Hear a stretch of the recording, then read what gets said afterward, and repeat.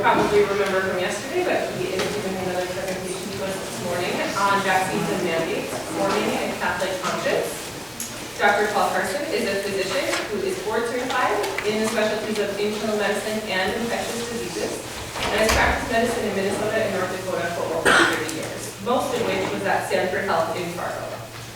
He received his medical degree from the University of North Dakota and internal medicine and infectious disease specialty training at the Universities of Nebraska and Minnesota. At Sanford, he served in previous roles as the chair of the Department of Infectious Disease, the Director of Infection Prevention, the Director of Clinical Research, and Chief Quality Officer. Throughout his 25 years in North Dakota, he has held academic appointments with the UND School of Medicine and Health Sciences, where he still teaches and is a professor in the Department of Internal Medicine. In 2013, he joined the faculty of North Dakota State University to help develop an infectious disease epidemiology track in their new graduate program in public health. During his time there, he developed and directed the NDSU Center for Immunization and Research and Education. He recently retired from NDSU in July of 2024, but remains on as faculty as an emeritus professor. On a personal note, he is the immediate past president of the Fargo Guild of the Catholic Medical Association and has a significant interest in the relationship between faith and medicine. Most importantly, he is married to Janine, who he met in medical school, and with whom he shares 4 children and 3 grandchildren. Please help me welcome Dr. Paul Carson.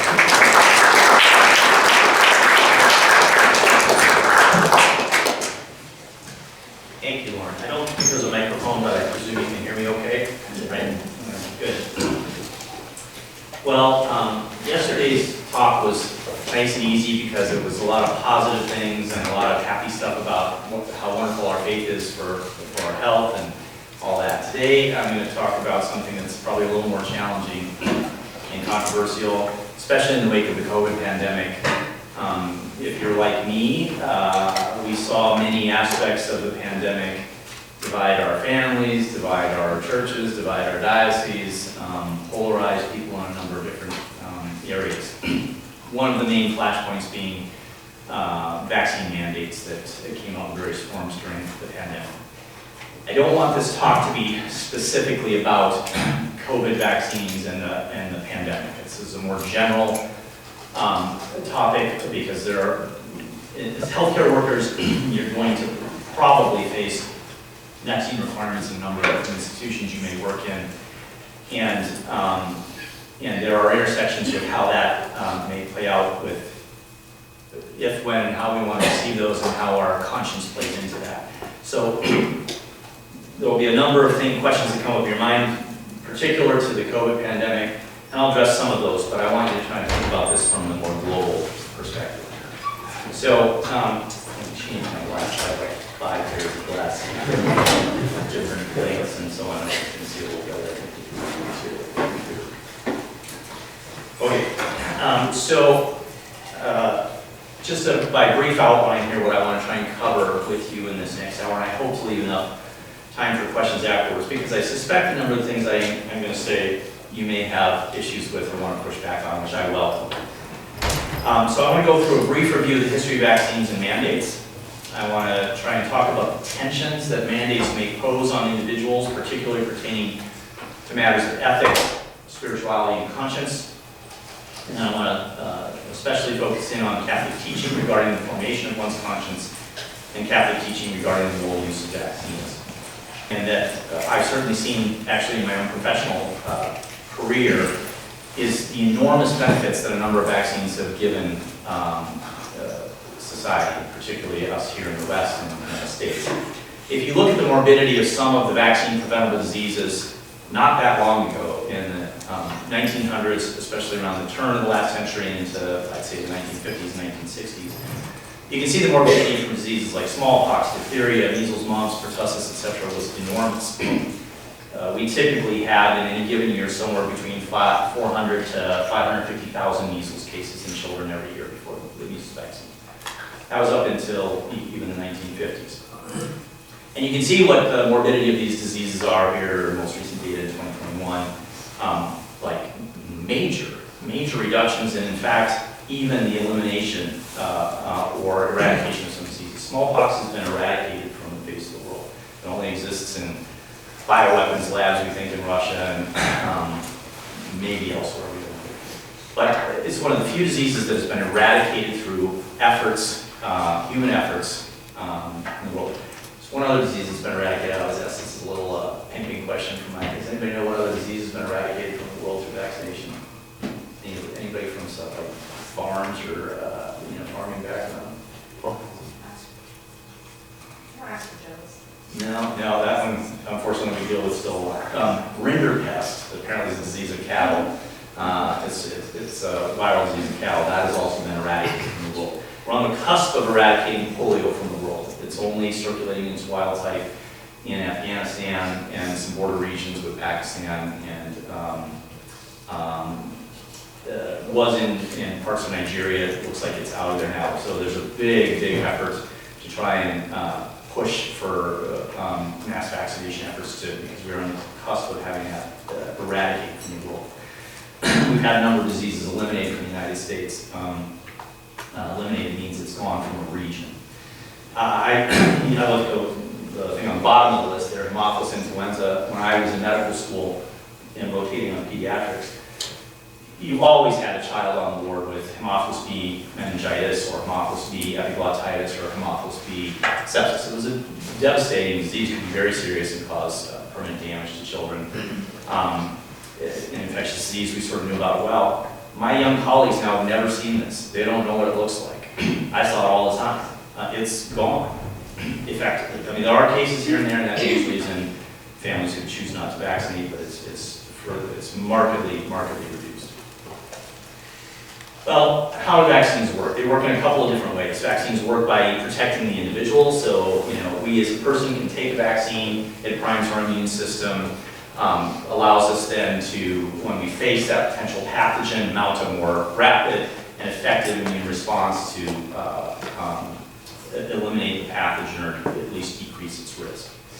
But the second way vaccines work, not all of them, but the ones that deal with communicable and particularly highly communicable diseases, is through what we call herd immunity. We'll talk about that a lot during the pandemic. There's a lot of notions talked about with that.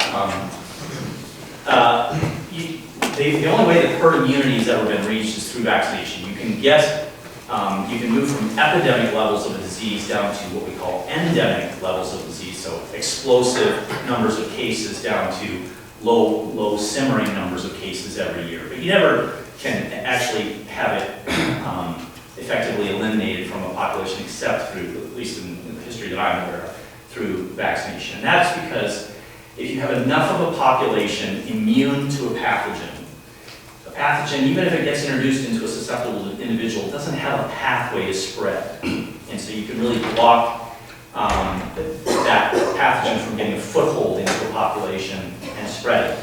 And you can actually model this pretty effectively. There's a little formula on this. But if you have enough, so the metaphor here is the muskox, surrounding the vulnerable members of their herd, if you will. And so you have the young or infant muskox that are blocking it. If you have enough of those sort of opt out of sort of holding the line, then that aspect of protection from vaccines can be lost, and you can have the predator or the pathogen, using this metaphor again.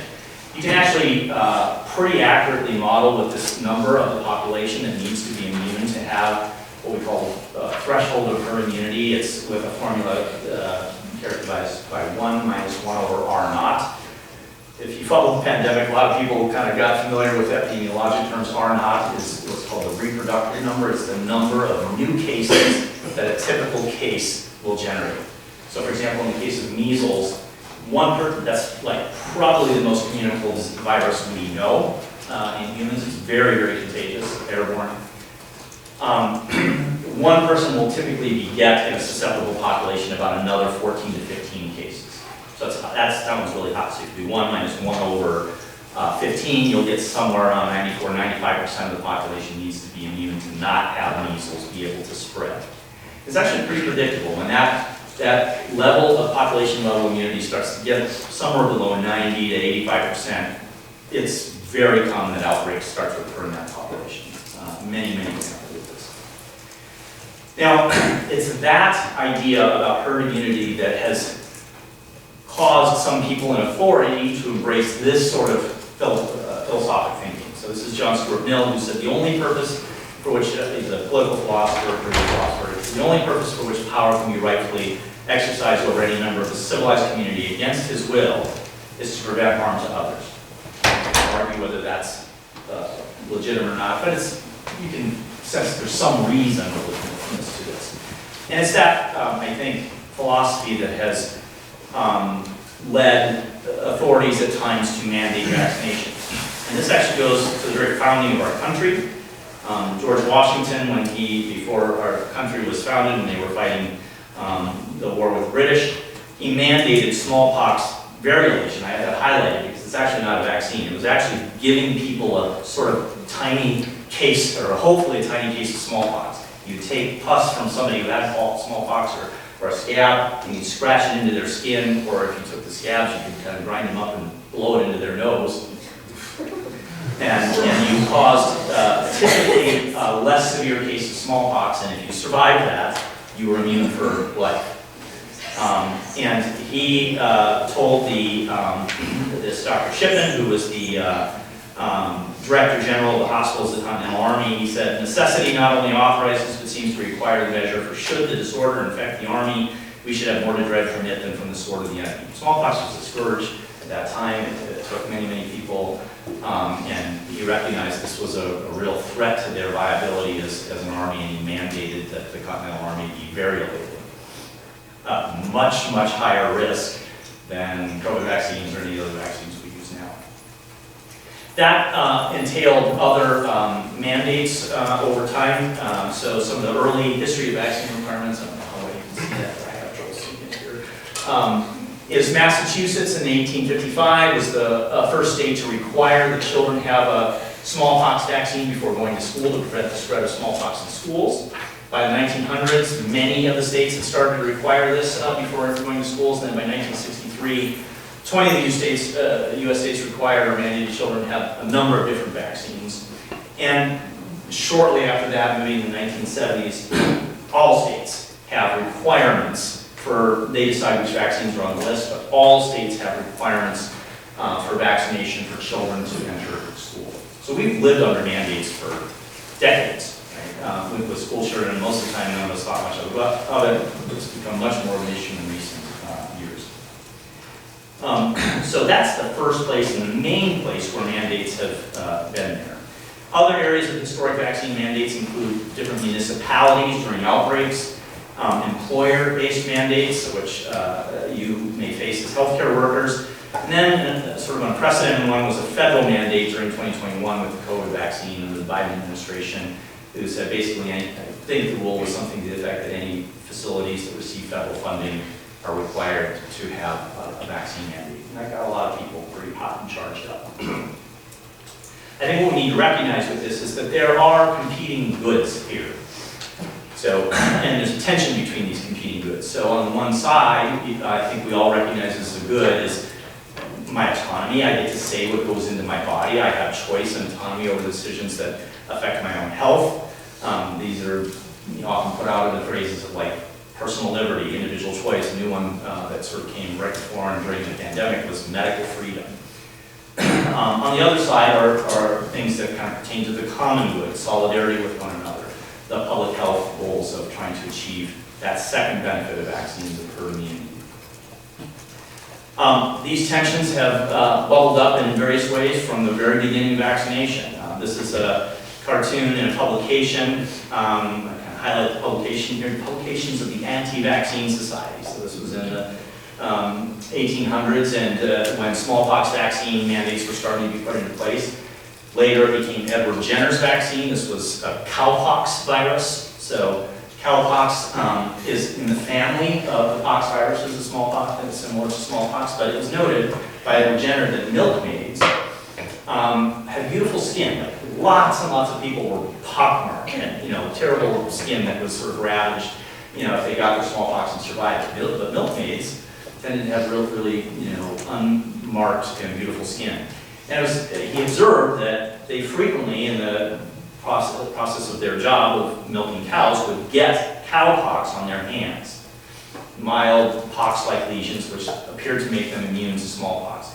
So he started to vaccinate with cowpox, and it turned out to be very effective and worked very, very well, and so they were starting the mandates, but you can see here people, you kind of remember COVID might be changing your DNA. Well, here they were kind of thinking like it's turning them into cows, and so the cows growing out of their arms or heads or faces, and it changes, and this is abhorrent.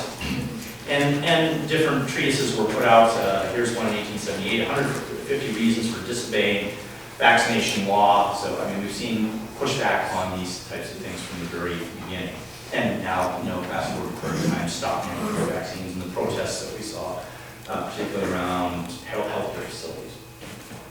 So I think in trying to look at these tensions and competing goods, we're trying to strike a balance of some sort. So on one side, we value and want to help protect autonomy, personal liberty, religious freedom. Some people may have religious objections to vaccines. And on the other side, we're trying to balance these issues of public health, common good, herd immunity. And we're trying to also balance the negatives of these sides.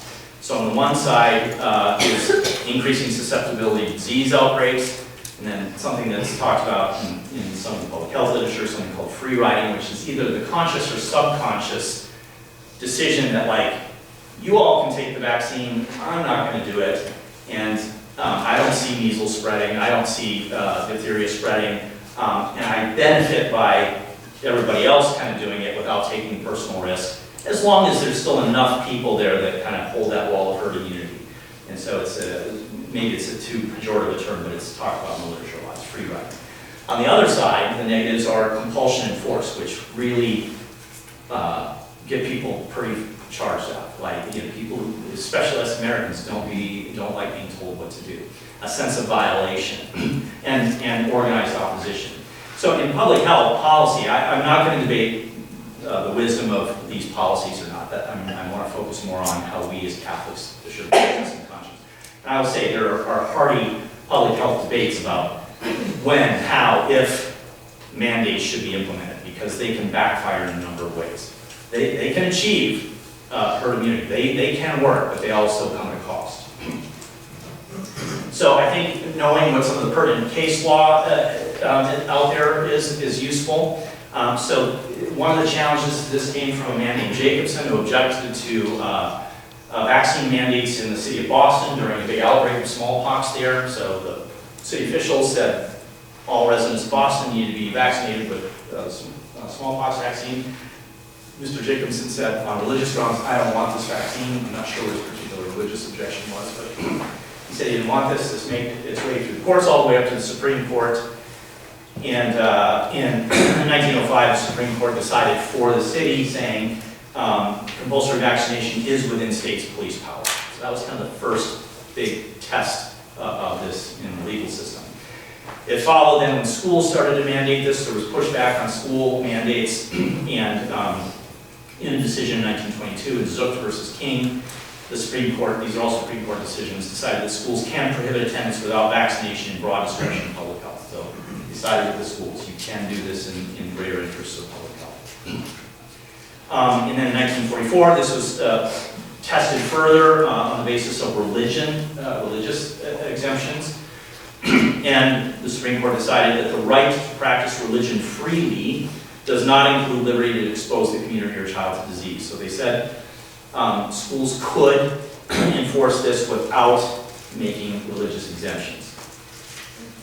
And then in Biden versus Missouri, I won't go into this too much, but there's still stuff working its way through the courts with that, but it basically said, if I understand the current case law on this right, is that it did allow for healthcare institutions receiving federal funding to put in mandates, but this could not be applied to the greater, to the more general population and other institutions other than healthcare. So there's sort of a win and a loss for the government there.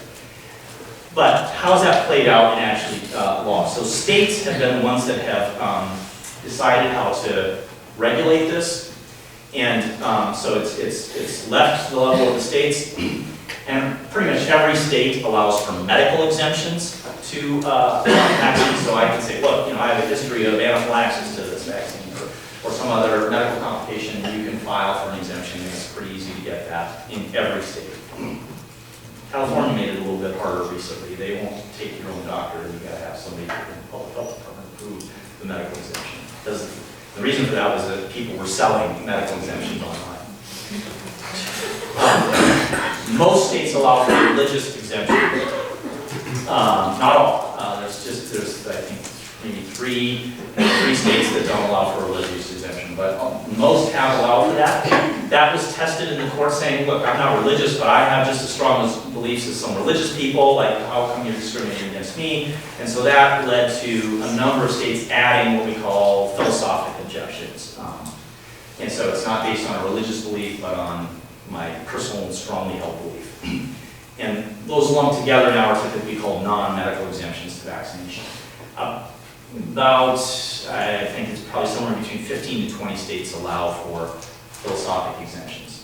North Dakota is one of the easiest states in the country to get an exemption. We allow for all forms of exemption.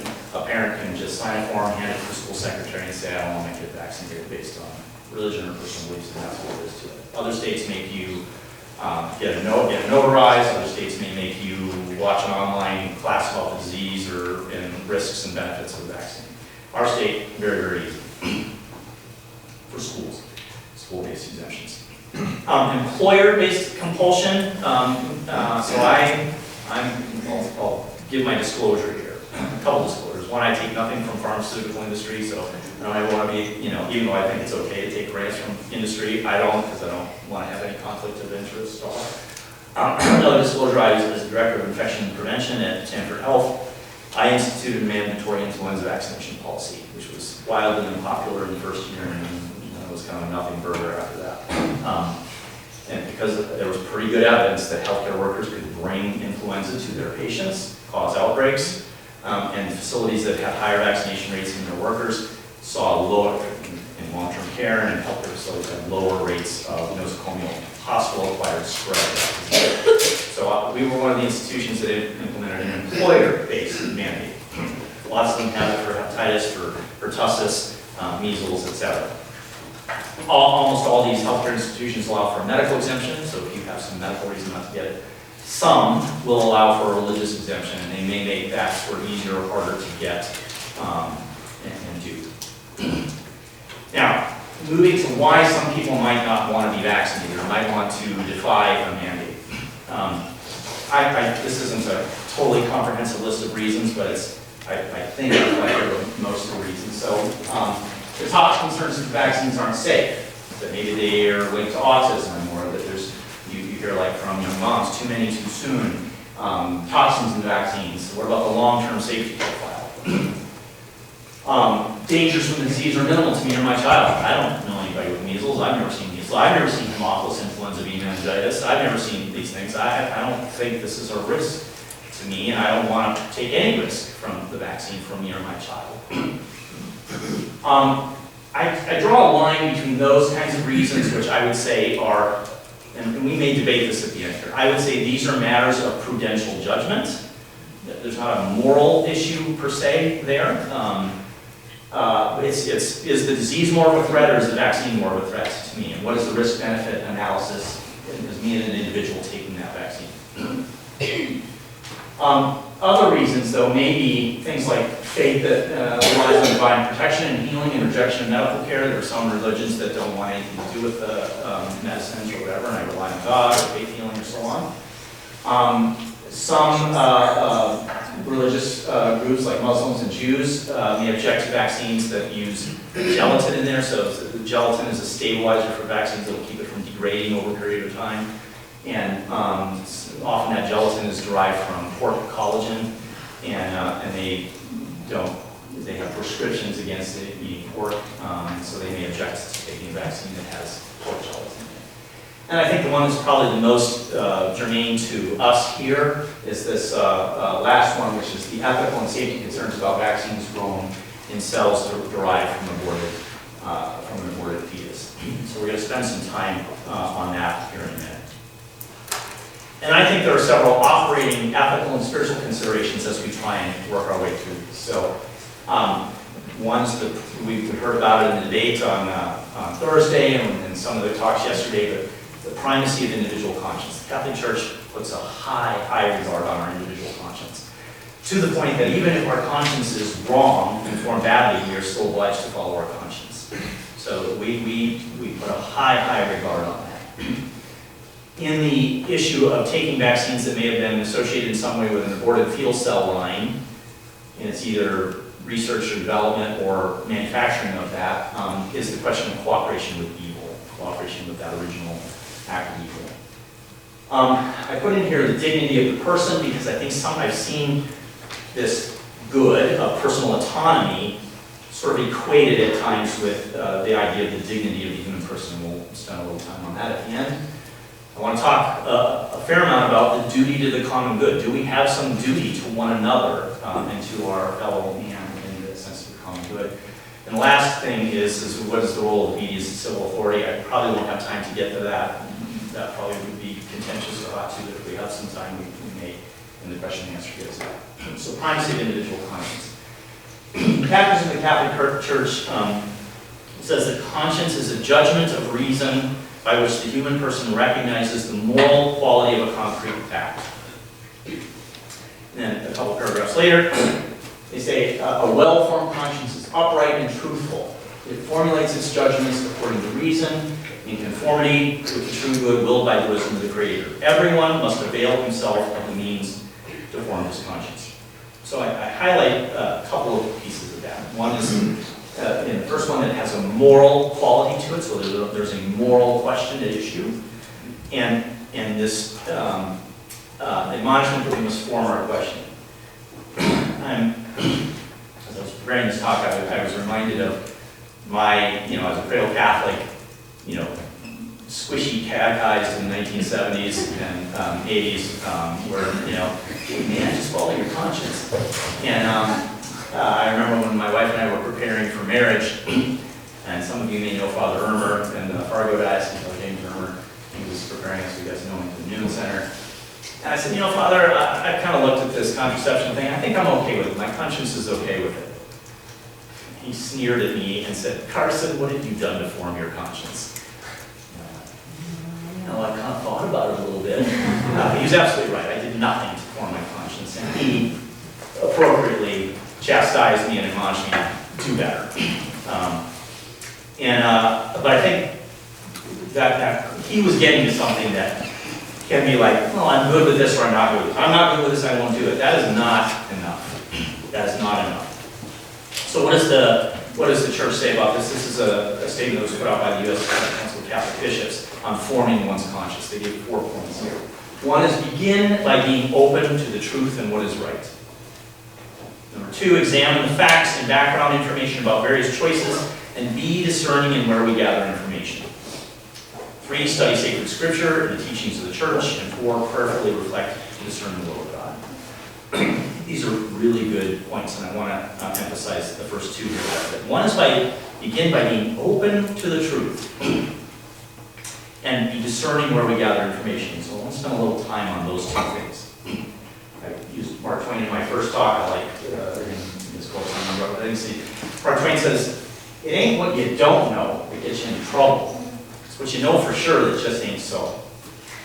And he's a keen observer of the human condition, and he's getting at something that is absolutely true of every one of us in this room, and that is that at the heart of much of the way we think about things are some pitfalls in our reasoning. One is called confirmation bias, and the other is called motivated reasoning. So confirmation bias means I sort of let in things that confirm my gut instincts, the way I feel about something, the way I think about something, and I kind of filter out and ignore stuff that may challenge that. Motivated reasoning is a step further. I go looking for the stuff that will affirm what I believe and think, and I selectively push away and don't look at the stuff that may challenge what I believe. On the Venn diagram, we have objective facts in one circle, we have what confirms your beliefs in the other, and kind of where there's overlap is what we actually see. It's kind of illustrated by the cartoon of the long line, getting up to the booth of comforting lies and nobody wanting to go up to the line of unpleasant truths. If you poll people like, do you think you're more objective than the average person? or you use reason better than the average person. We all think we're more objective and more reasoning than the average person. The fact of the matter is the more educated and smart you are, the better you are at deceiving yourself. There's some really elegant research on this. One of the authors I really like is Jonathan Haidt. He's a social psychologist. I highly encourage you to get his books. He's a fascinating researcher. He just wrote a New York Times bestseller called The Anxious Generation, which talks a lot about like why are there skyrocketing anxiety rates in young people right now. Goes through a lot of really interesting research on this. But a book that I read of his during the pandemic, which helped me kind of think about this, is The Righteous Mind, why good people are divided by politics and religion. And he does a lot of research on how we develop our moral frameworks. Now, he is an admitted, ethnic Jew, secular atheist, who's a huge fan of religion. He thinks religion, kind of like from stuff I said yesterday, is very good for society and we should promote it. He just can't quite get there himself. But in this book, he goes through some research that would suggest that the model that a lot of us have in our mind, that we're this rider on an elephant, that our reason rules this sort of subconscious behemoth of like an elephant sort of trundling through with our passions, emotions, instincts, with the reasoning mind using the stick to kind of steer it. That model is actually wrong, and there's a lot of evidence that you can show that shows it's wrong. It's more like the elephant's going wherever the heck it wants to go, and the rider says, we wanted to go there, yeah, we wanted to go over here, yeah, I'm really wanting to steer us here, but what's really driving the ship much of the time is our underlying emotions, passions, instincts, gut feelings. I wish I could go into time to show you some of that research. I'll mention one very briefly. This is another researcher at Yale. He's a behavioral economist in the law school, Daniel Kahan. I highly encourage you to look up his TED Talk on YouTube titled Are Smart People Ruining Democracy? It's a provocative title, but it's very interesting. So he's done a number of social experiments that kind of show this. And one I kind of highlight here, I teach this to my class, I try to do it on my class. He took a bunch of students that he teaches, and he had them fill out surveys to kind of get their political leanings at the beginning of class. And so class had, conservatives, it had sort of moderates, it had liberals across the sort of political spectrum. And then he would do things like one experiment here. He would show them a video of protesters outside of the building. These people are protesting, and marching, and shouting, and so on. He says, I want you to be objective judges of what's going on here. This is a case that's being tried on whether this group of people were obstructing the facility and intimidating people trying to get into the facility. You be the judge. Be as objective as possible. You're on the jury trying to decide this. And in one circumstance, he said, this is a group of anti-abortion protesters outside an abortion facility protesting people trying to go in for their abortion. And maybe not too surprisingly, the conservatives said, I think they're fine, they're reasonable, these are reasonable protesters, they're not doing anything intimidating or bad. And the liberals said, these people were terrible, you're obviously being intimidating, and so on. And then he flipped the narrative, showed the exact same video, blurs out the signs, so you can't tell what they're actually protesting, and said, this was, in the experiment, this was during the Clinton era, there was a policy called Don't Ask, Don't Tell, which was like for gays entering the military. They made this sort of tacit concession, like as long as you don't ask about my homosexuality, I don't have to tell you about my homosexuality, I can serve in the military. A lot of people thought that was a terrible, a lot of liberals thought that was a terrible policy, that they should be able to be open about their sexuality. And so they said, these are protesters outside a military recruiting facility saying, don't ask, don't tell is terrible. And the conservatives said, these people are clearly intimidating, they're clearly blocking the facility, and the liberals said, no, this is reasonable, they were okay, this is all right. The exact same video, different narratives, people's objective view of what was happening there, clearly skewed by their underlying meanings. And he has a number of other examples of this. So I think one of the things I think we have to recognize, and I use the word epistemology, this is the study of knowledge or how we know things, the investigation of what distinguishes justified belief from opinion. I think we should, a lot of you are trained more in this than me, and so I welcome pushback or feedback, but I think we can honestly say most of what we know comes from somewhere else. We're not doing primary experiments, we're not doing the primary investigation on something. We take For example, I take it on belief that the country of Chad exists. I don't go there to prove it myself. I take it on belief that somebody's been there, mapped it, knows about it, tells me about it, and most other things that I think I know is taken on the authority of another or the work of another. And so I think we have to ask ourselves, are we discerning in the authorities we turn to?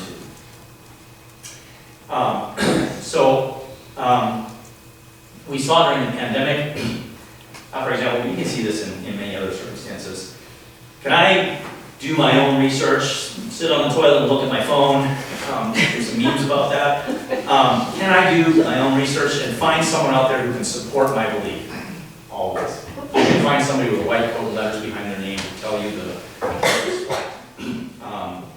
There was a group of physicians called America's Frontline Doctors. So they were a small group of physicians who were super anti-public health measures. Vaccines killing people, masks are worthless, etc. So they had MDs, they had some credibility. None of them were specialists in the areas of concern. They were anesthesiologists, ophthalmologists, orthopedic surgeons, and so on. But I can find somebody that will support my belief. You can have on the other side, professional societies that may be germane there, the Infectious Disease Society of America, the American College of Physicians, American Academy of Family Physicians, putting out statements. And you may ask yourself, is there enough there that I have to change my belief? Rarely. I mean, most of us, but if I can find somebody that will affirm my gut feelings on this, I'm good. Right? Is there enough out there that I have to change my belief? I think if we're honest with ourselves, and I've really had to examine this myself a lot. The pandemic caused me to really examine this in myself. You can find this in the church. We had bishops who came on completely opposite sides of during the pandemic.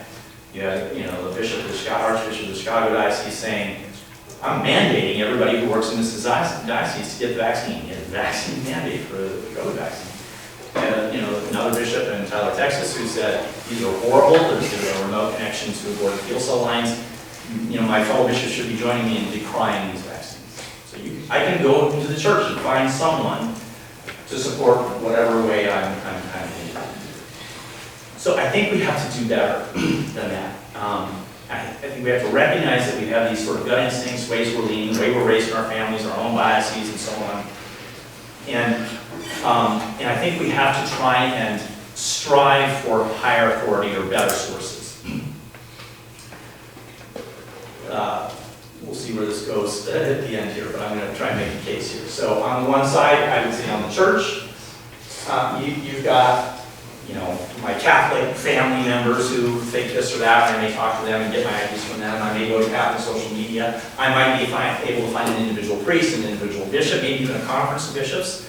I can go to the German Conference of Bishops and hear some really opposing things to the African Conference of Bishops, right? Then above that, though, I would say, and correct me if I'm wrong, Father, or anybody else, I'm not an expert on the authoritative teaching of the church, but I'm getting close, I think, here. Formal teachings from the Congregation of the Doctrine of Faith, synods, pontifical councils, catechism above that, encyclicals, the Pope with the Magisterium, ecumenical councils, the Pope speaking ex cathedra. I mean, these are in ascending order. I might have something slightly out of order towards the top, but this is an ascending order of authoritative teaching of the church. We should strive to seek the sources more towards the top and not be satisfied with, I found somebody towards the bottom that affirms my gut instincts. I had a wonderful breakfast with Joe Zala over here, who was talking a little about this, and he was challenging me on some of the questions on this. Made me think about this a little bit further. I think there's an equivalent on the medical, health, science side. It's not perfect. It's not, don't have the Holy Spirit guy at the top here, right? So we've got the Holy Spirit, we believe, protecting the church at the top on the left. But I can find somebody in my family who tells me these, vaccines are killing people, or I can find somebody on social media. I may go to different news sources. I like, Fox News, I like MSNBC or whatever. I can find opposing views on these different things. I may go to different medical social media. I may talk to an individual physician. I may know an individual scientist. But I think about that might be a scientist that's an expert in that area. So you found doctors and scientists who weren't at all like in the area of, for example, infectious disease epidemiology, virology, immunology, talking way out of their field. The American Medical Association has a code of ethics saying you should not do that. We have people doing that all the time, especially during the pandemic. But I think, maybe above that as an expert who's recognized by their peers, and I would say, and here's when we may get some pushback, but I would say striving to look to the bodies that in some way, shape, or form represent scientific consensus. We could debate about what that means. But there are professional societies that are made up of the experts in that area. You have the U.S. health authorities. Somebody's going to say, what about Fauci? We'll talk about that. Other countries' health authorities. This is not perfect, but typically, especially on where the questions don't have an overt moral quality to it, because these people at the top there are blind to some of their moral and political leanings. So especially if there's not an overt moral quality to the question, if it's really a science. Is the virus more dangerous? Is the vaccine more dangerous? You're probably safer listening to those groups than somebody for supply. And we can explore maybe more of this at the end. A few other things that I think can be helpful to trying to vet who is a good source, as the U.S. Council of Catholic Bishops asks us to be discerning about, would be if they, do they reflect scientific consensus? And if they don't, because sometimes some of our best scientific discoveries have been because somebody was outside the scientific consensus. Albert Einstein proposed his theory of relativity, and the scientific community said, this is nuts. But then they went and did the experiments that validated he was right. So, do they reflect the consensus? And if not, do they acknowledge that this is a contrary view, and are they able to support it with strong evidence? We shouldn't just accept that somebody with a white little nudge behind their name who's saying, everybody else is wrong, I see the only thing. Like, that needs to be backed up with really good evidence or vetted further. I would say a thing that I've learned through the pandemic is when you're presenting about things, does it acknowledge nuance? Is it not dogmatic or one-sided?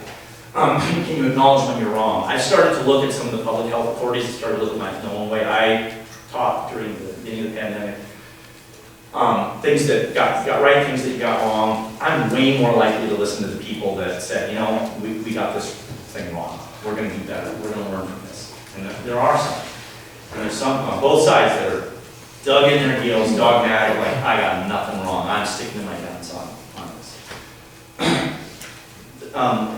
Third, do they have no conflicts of interest? So if by what I'm saying or teaching or promoting, could I financially benefit from that? That doesn't discount that they're wrong, but it should make you have a little more fine-tuning on listening to what they have to say. So, and if they have conflicts of interest, are they well disclosed? I give you some examples of this at the end on scads of YouTube videos and stuff I got sent during the pandemic. You should listen to this guy. You should listen to this guy. And you just do a simple Google search. Right? They're selling something that they directly benefit from that. And I would say, are they debating their ideas in scientific forums and not political forums?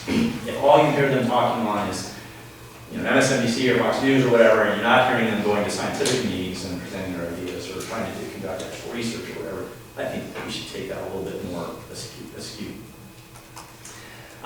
So then, next, the Council of Catholic Bishops says we should study sacred scriptures and the teachings of the Church. There's probably more than this, but there's a few important documents that have been put out by the Church on Bible-related bioethical issues. So the Congregation for the Doctrine of Faith in 2008 put out a document called Dignitas Personae, instruction on certain bioethical questions that is germane to this talk today. Pontifical Academy of Life weighed in directly on the use of moral reflections on vaccines to prepare for themselves and aborted human fetuses. They put out a document in 2005 at the request of parents who were saying, my school is requiring my kid to get these vaccines that are grown and manufactured in these aborted fetal cell lines. We are not comfortable with this. We need guidance. And the Pontifical Academy was tasked with giving guidance on this. They did that in 2005. They updated it in 2017. The Congregation for the Doctrine of Faith weighed in during the pandemic in December of 2020 on the note of the morality of using some anti-COVID-19 vaccines. So most of these are contending in one way, shape, or another with this idea of cooperation with evil. So what is it about aborted fetal cell lines and vaccines? So many different areas of research in biomedical sciences use cell cultures to try and do a variety of experiments. For example, to grow viruses. A lot of times these cell cultures, growing a virus is the way that we get a virus that we then may inactivate or attenuate to be used in a vaccine. These are a list of the vaccines. So these cell lines were typically obtained from an aborted human fetus in the 1960s or 1970s. So it's like one aborted fetus provided the WI38, MRC5 cell line. Another one in the 1970s provided the HEC293 and the PER-C6 cell line. Why would people want to do this? Unfortunately, these are easier to use in the lab. They're easier to immortalize. You can keep replicating these cell lines and keep them going. So there's scientific expedience for using these cell lines. The list of vaccines, kind of at the top there, are all the ones that are grown, manufactured in these cell lines. So there's no more abortions occurring to feed these. This was a single abortion, one in the 1960s, one in the 1970s, but the cell lines are propagated. And you can see, a lot of these are common childhood vaccines: measles, mumps, rubella, one of the polio vaccines, hepatitis A vaccine, chickenpox vaccine. And on the far right are where there may or may not be an ethical alternative, and most of them don't. So there's a couple of ethical alternatives in Japan. We don't have in the United States. There is an ethical alternative to the polio combination vaccine in PDSLP. Right? So if you have a child and you want them to get vaccinated, you can say, I really prefer this vaccine in an ethical way. I put SARS-CoV-2 vaccines, the mRNA vaccines, kind of separate at the bottom. They are not grown or manufactured in any of these cell lines. But one of the original experiments that was used to define and characterize the spike protein that's used in the vaccine did use these cell lines. So a little bit further back, when we're it has nothing to do with the manufacturing process. There is an ethical alternative, the Novavax vaccine, which came out in early 2022, which is the one I took after it was available. And that's not an mRNA vaccine, it's just a standard, traditional protein-based vaccine, and no connection at all to the cell lines. Well, Pontifical Academy of Life weighed in on this for these, distressed parents trying to figure out how to navigate this issue. They affirmed that abortion, as we all know, is a grave moral evil that can never be justified.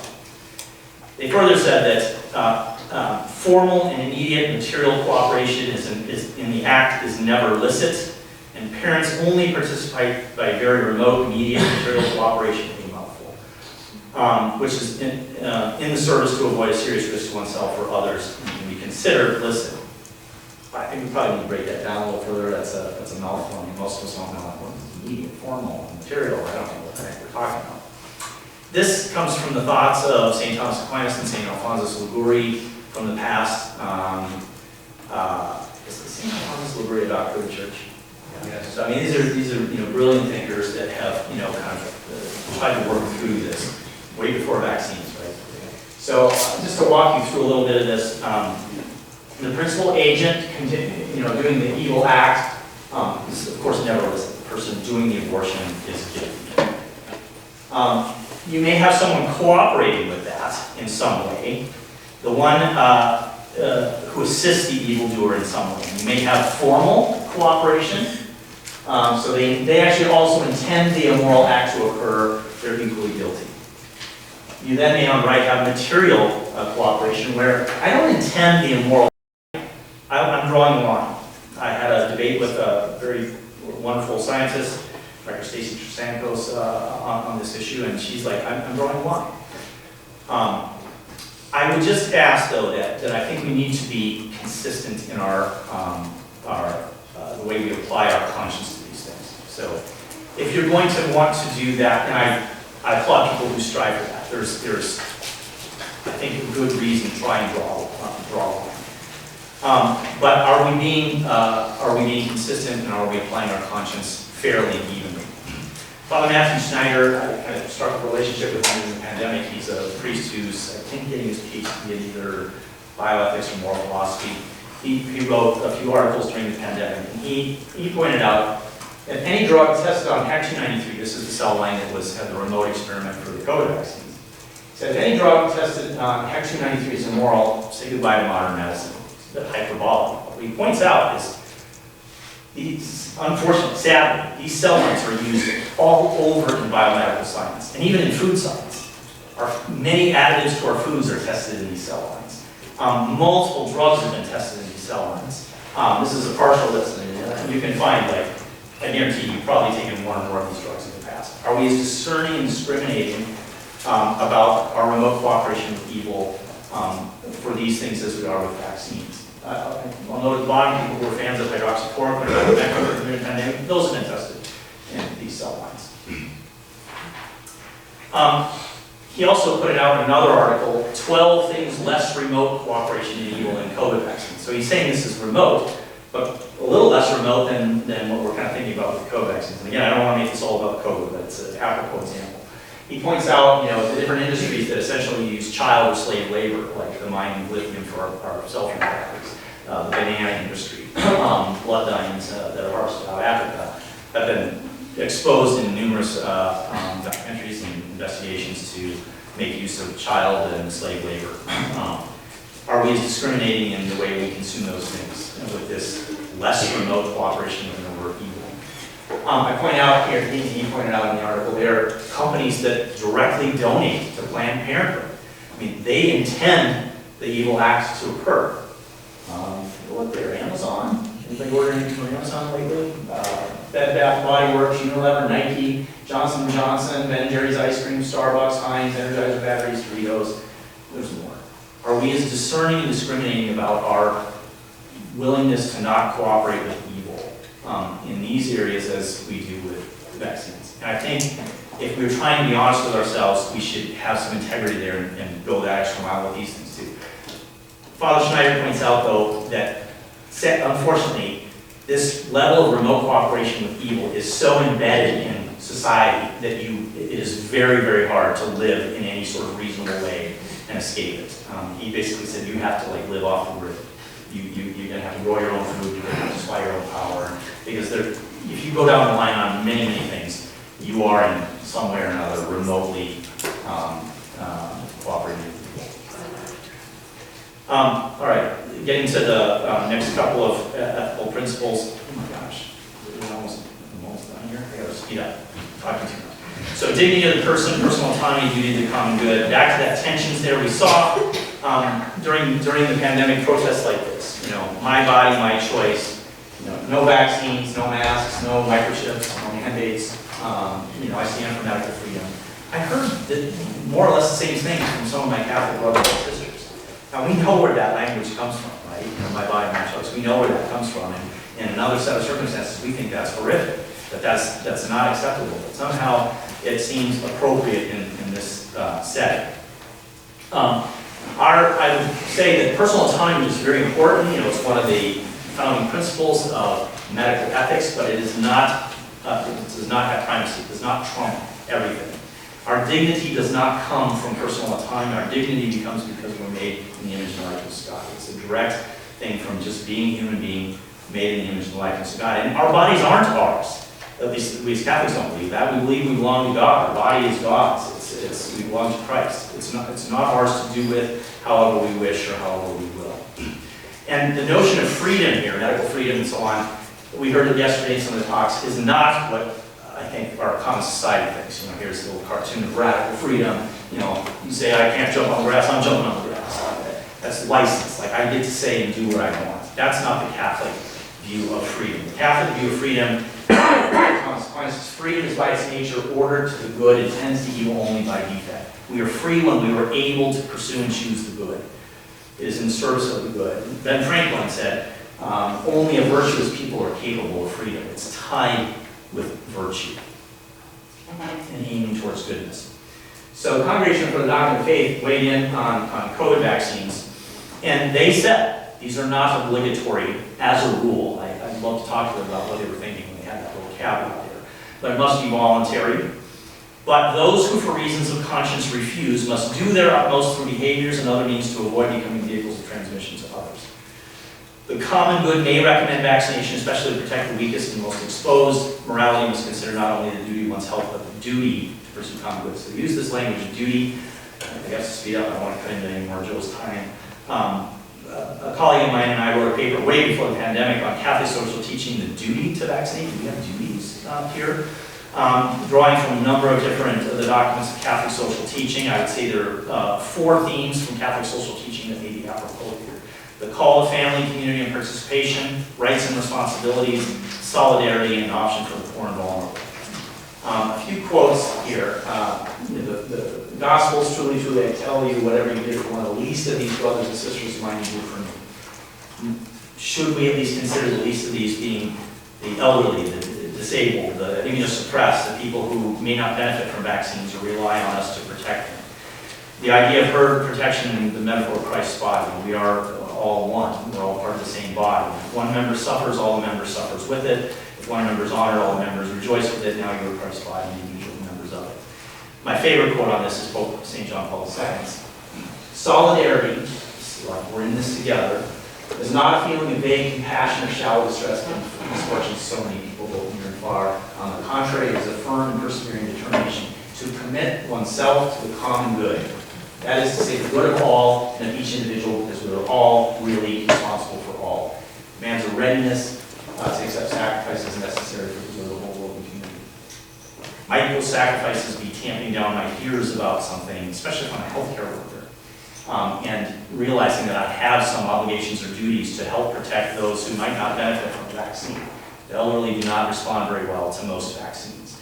Immunosuppressed don't respond to vaccines, and infants often can't take them, or they have to mature before certain vaccines can be given. Not everybody responds to a vaccine. There's no vaccine achieves 100% immunity. There's always like 1, 2, 3. Some percentage of people that won't respond. And as healthcare workers, is there a unique consideration here? Because we are caring specifically on a daily basis for those people, the most vulnerable. William Mayo said, the needs of the patient come first. Now, I wouldn't say that comes first before our own conscience, but I think it does come first before our own sort of personal individual freedoms and concerns. And so I would ask healthcare workers, in particular, in the context of a communicable disease that might reasonably be spread by healthcare workers, the language of personal autonomy appropriate, my body, my choice, who cares for the sick, elderly, frail, etc. So the last thing the Council Bishop says to be prayerfully discerning and reflecting, I would offer a couple of saints to do this with. My bishop, I met with him over coffee a few times because it was crazy during the pandemic, and he was very, very helpful to me. St. Cyprian of Carthage was a bishop during one of the plagues that went through there in the 4th century. Told the Christians, don't flee the city. Stay here and take care of the sick and dying, even at risk of your own health. Risk of taking the vaccine. Are there parallels here? And amazingly, after this happened, and many Christians died from that plague, but there was a huge spike in conversions after this. People saw what the Christians did was unlike anything that Roman society was used to seeing. Huge spikes in conversions. A wonderful saint to pray with on this too is St. Charles Borromeo. He was the Bishop of Milan during one of the waves of the Black Death. He figured out ways to do social spacing and distancing. He offered communion to the windows of patients. He had masses spread out in the city squares. And he advocated to his priests, do not neglect human means such as preventative remedies, doctors, everything that you can use to keep off infection, for such means are in no way opposed to us doing our duty. And he was credited with helping save Milan from a worse fate. There's a series of pillars that are dedicated to what he did in the city of Milan to this day. Pope Francis, I think, had a report on this as well. He said, being vaccinated with vaccines authorized by the competent authorities, you might get some pushback here on that, but is an act of love. Contributing to ensure the majority of people are vaccinated is an act of love. Love for oneself, love for one's family and friends, and love for all people. I'll stop there. I probably don't have time for questions. I don't think I apologize, but I'll stick around. Or do I don't know, do we have any baked in extra time? The next presentation will start at 9:45. Oh, okay, great. Yeah. So I'm happy to get pushback, questions, concerns.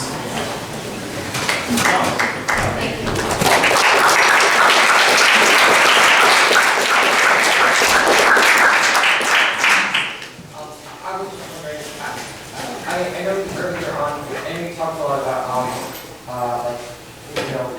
popping evil with like abortion, and that's a big thing to consider. I'm glad we talked about that. But another big thing that I was thinking about is like, have some of these vaccines have like cause like autism or cancer or like things like that? Because that seems like the benefit. Yeah. It's a very good question. It's not something I can answer fast, in 15 minutes. There, in another talk I did a number of talks on vaccine safety. How can we know they're safe? What does safe mean? And so on. So first of all, there's nothing that is completely safe. Like every therapeutic intervention we do comes with risks and benefits. Right? So where did I'm going to specifically address the question of autism. So where did that come from? It came from a researcher in the UK, a gastroenterologist, who proposed that he thought the measles vaccine might be causing inflammation in the gut, leaking sort of something bad from the gut that made its way to the brain, and might be causing autism. That was his theory. And he did a study on 12 kids, later found out he only 8 kids, where he did endoscopy on their intestinal tract, and said, look, I found inflammation in the gut from these kids that might be related to the measles vaccine.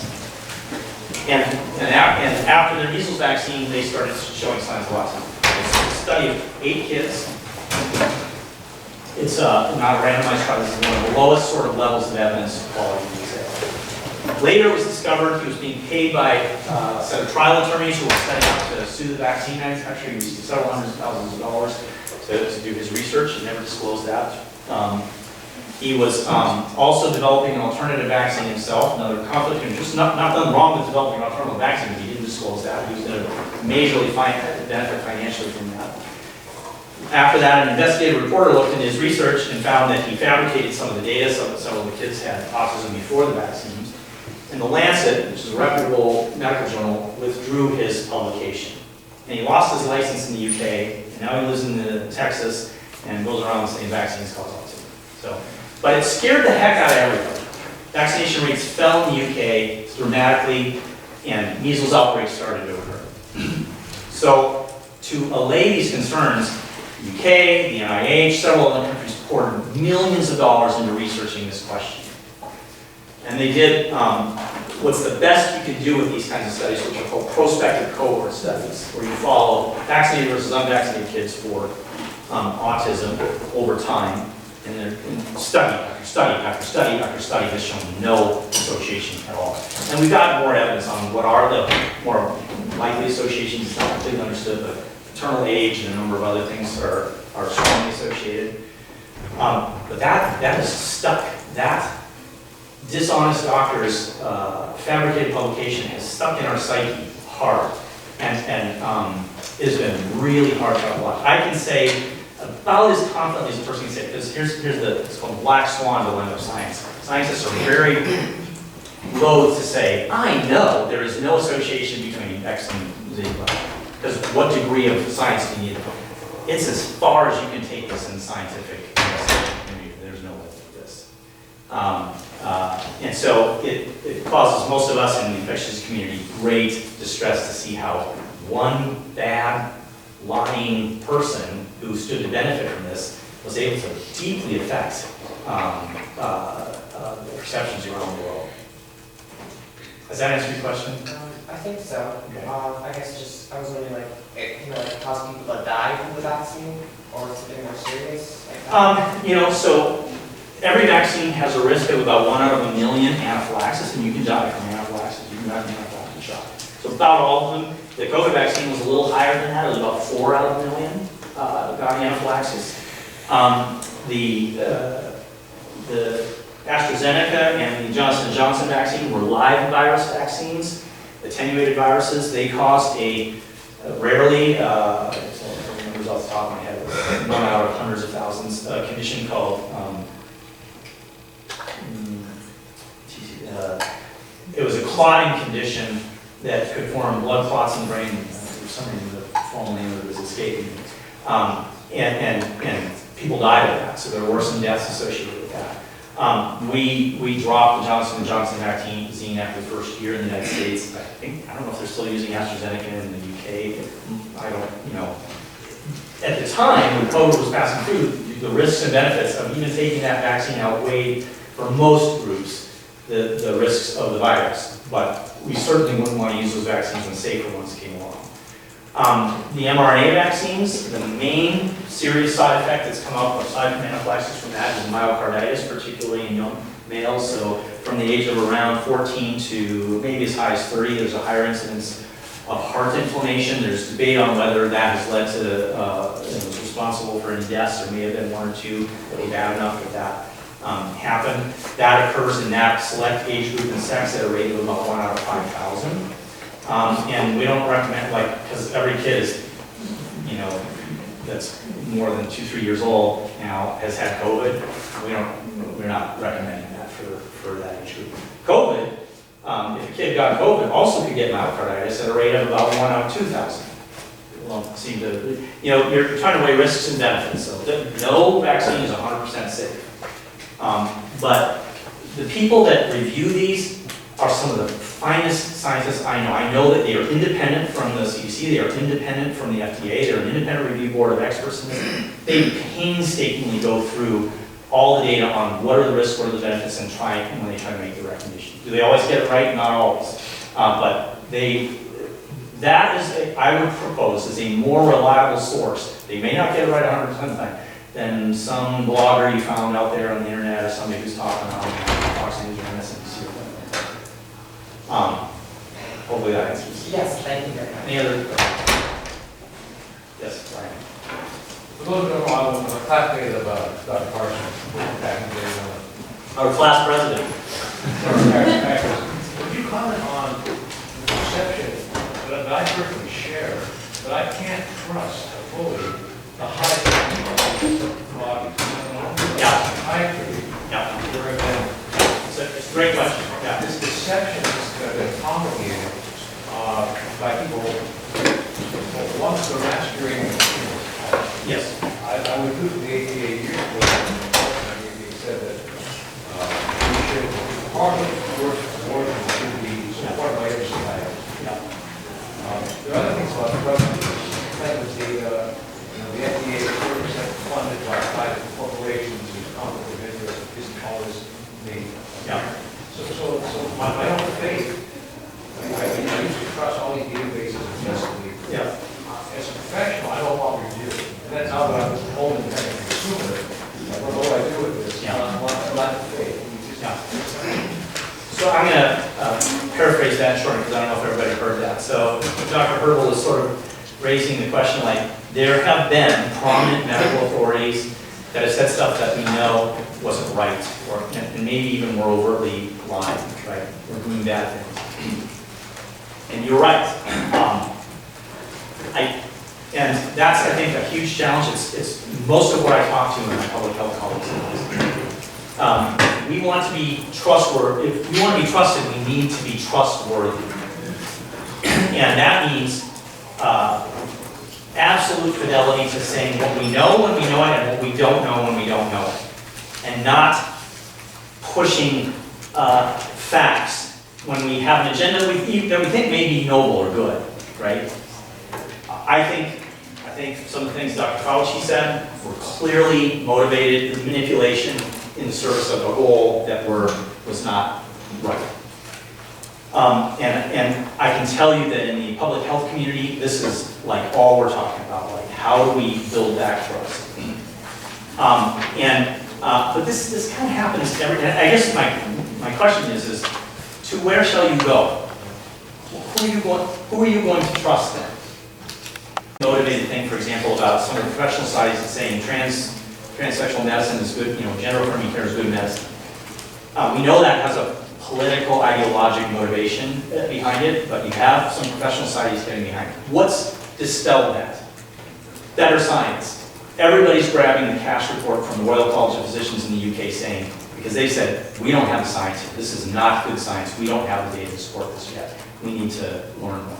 That's what's going to knock it out. Not I don't trust anybody, I can't trust anything. I don't know, where do you go? You go to find better science and more objective science. And one of the things I said in my points there, because all of us are prone to this hyperbole, our confirmation bias. Fauci is, I am, you are. We're all prone to it.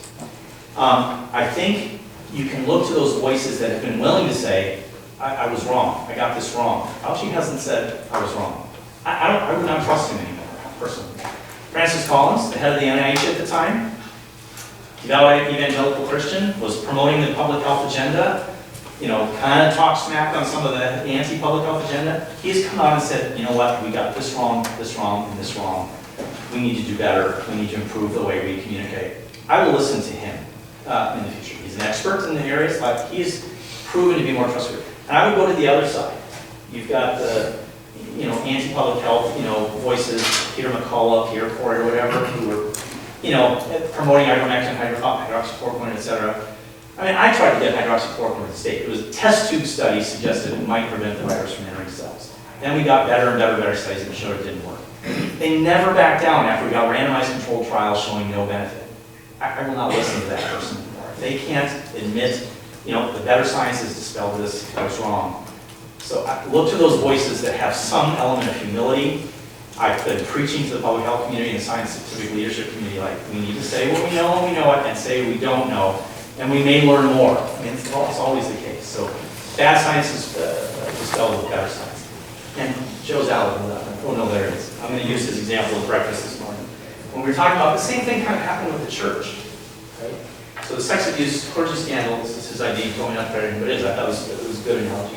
Sex abuse clergy caused a lot of loss of credibility of the church. Is the church bad? Do we no longer go to that as a source of truth? Is it no longer the place? To where shall you go? Is kind of the question. Yeah, all right. Thank you.